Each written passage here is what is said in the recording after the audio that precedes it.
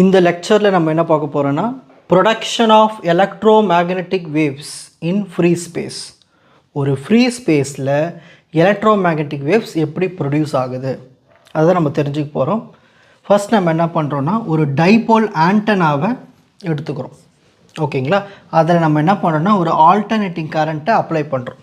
சரி, இப்படி அப்ளை பண்ணும்போது நம்மளுக்கு என்ன ஆகும்னா அந்த charge particle, stationary charge particle இருக்குல்லையே, அது வந்து எலக்ட்ரிக் ஃபீல்டை உருவாக்கி கொடுக்கும். ஓகேங்களா? அந்த எலக்ட்ரிக் ஃபீல்டுனால நம்மளுக்கு ஒரு ஃபோர்ஸ் வந்து பக்கத்தில் இருக்கிற சார்ஜ்டு பார்ட்டிகல்ஸ்க்கு போகும். சரி, அந்த சார்ஜ்டு பார்ட்டிகல்ஸ் என்ன ஆகும்? மூவ் ஆக ஆரம்பிக்கும். இப்போ நான் வந்து எனக்கு ஒரு மேக்னெட்டிக் ஃபீல்டு வந்து எனக்கு ஒரு எலக்ட்ரிக் ஃபீல்டு வந்துடுச்சு. நான் வந்து பக்கத்தில் இருக்கிற சார்ஜ் பார்ட்டிகல்ஸை டிஸ்டர்ப் பண்ணுறேன், அது மூவ் ஆக ஆரம்பிச்சிடும். அப்போது ஒரு மூவிங்கில் இருக்கும்போது அந்த சார்ஜ்டு பார்ட்டிகல் என்ன ஆகும்னா ஒரு மேக்னெட்டிக் ஃபீல்டை ப்ரொடியூஸ் பண்ணி விட்டுரும். இந்த மாதிரி எலக்ட்ரிக் ஃபீல்டு, மேக்னெட்டிக் ஃபீல்டு எல்லாம் ப்ரொடியூஸ் ஆகும். அதுக்கு தான் டயக்ராம் பாருங்கள். ஸோ உங்களுக்கு எக்ஸ் ஆக்சிஸில் மேக்னெட்டிக் ஃபீல்டு, ஒய் ஆக்சிஸில் எலக்ட்ரிக் ஃபீல்டு. இங்கே பாருங்கள், கர்வ் இதான் மேக்னெட்டிக் ஃபீல்டோட கர்வ், இது எலக்ட்ரிக் ஃபீல்டுனுடைய கர்வ். இது ரெண்டுமே பர்பண்டிகுலர். ஓகேங்களா? ஸோ ரெண்டுமே பர்பண்டிகுலர் தான், ஆப்போசிட்டாக இருக்குது பாருங்கள். 90 டிகிரி, இதுக்கு இப்படி 90 degree. Direction of propagation, so இந்த பக்கம் இப்படி போய்கிட்டுருக்கு. ஓகேங்களா? இசட் ஆக்சிஸ் நோக்கி போய்கிட்டு இருக்கு அந்த வேவ். சரி, இப்போ இதை பற்றி நம்ம டீட்டெயிலாக எழுத போகிறோம். ஸோ ஃபஸ்ட் நம்ம என்ன பண்ணுறோம், ஒரு ஆல்டர்னேட்டிங் கரண்ட்டை கொடுக்குறோம். அது என்ன பண்ணுன்னா சார்ஜ்டு பார்ட்டிகல்ஸை முன்னும் பின்னுமாக மூவ் பண்ணி விடும்.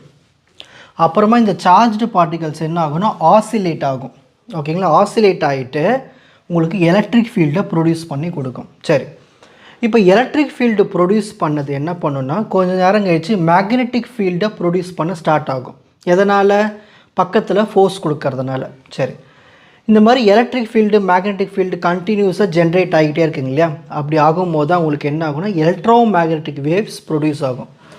These field travel together in space and electro magnetic wave. So electric ஃபீல்டும் மேக்னெட்டிக் ஃபீல்டும் ரெண்டும் சேர்ந்து ஃப்ரீ ஸ்பேஸில் எலக்ட்ரோ மேக்னெட்டிக் வேவாக மூவ் ஆகிக்கிட்டே இருக்கும். பிக்சரில் காமிச்சோம் இல்லையா? இந்த மாதிரி எலக்ட்ரிக் ஃபீல்டும் மேக்னெட்டிக் ஃபீல்டும் ஸ்பேஸில், ஃப்ரீ ஸ்பேஸில் மூவ் ஆகிக்கிட்டே போய்கிட்டே இருக்கும். அது காரணம், ஸ்டார்டிங்கில் யார் காரணம்? ஆல்டர்னேட்டிங் கரண்ட்டு கொடுத்தது தான் காரணமே. ஓகேங்களா? சரி, நெக்ஸ்ட் இந்த எலக்ட்ரோ மேக்னெட்டிக் வேவ்ஸ் இருக்குது இல்லையா, அது வந்து எனர்ஜியை கொண்டு போகும் ரொம்ப டிஸ்டன்ஸ், ரொம்ப லாங் டிஸ்டன்ஸ்க்கு. ஓகேங்களா? எந்த ஒரு மீடியமும் இல்லாமல் ஃப்ரீ ஸ்பேஸ்லே மூவ் ஆகும். ஃபார் எக்ஸாம்பிள் இந்த சூரியன்லேருந்து வர யூவி ரேஸ்லாம் இருக்குது இல்லையா, அது எல்லாமே எலக்ட்ரோ மேக்னெட்டிக் வேவ்ஸாக தான் நம்ம பூமியை வந்து அடையும். அந்த மாதிரி. ஓகேங்களா? இன் free space electro magnetic waves எவ்வளோ ஸ்பீடில் போகும்? லைட் ஸ்பீடில் போகும்.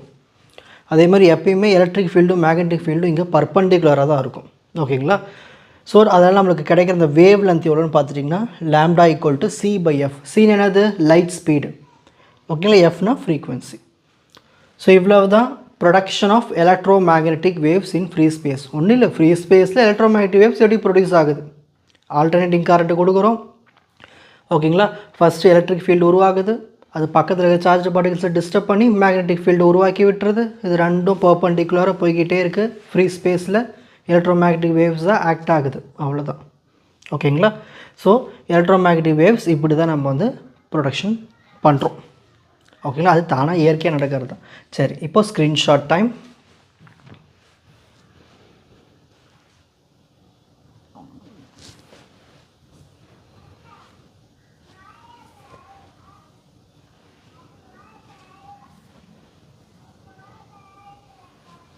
உங்களுக்கு இந்த கண்டென்ட் ஈஸியாக புரிஞ்சிருக்கும்னு நினைக்கிறேன். வாட்ச் அதர் எபிசோட்ஸ் இன் த appropriate playlist. Fauji silver academy strength success clarity. வணக்கம்.